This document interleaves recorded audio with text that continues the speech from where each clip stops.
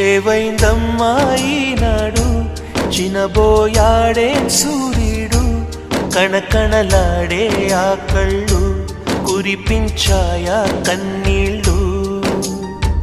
కనిపించని ఆ మనసు వెన్నని ఎవరికి తెలుసు అంతా తన వాడే అయినా తను ఒంటరివాడే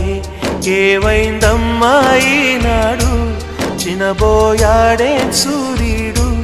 కణకణలాడే ఆ కళ్ళు కురిపించాయా కన్నీళ్ళు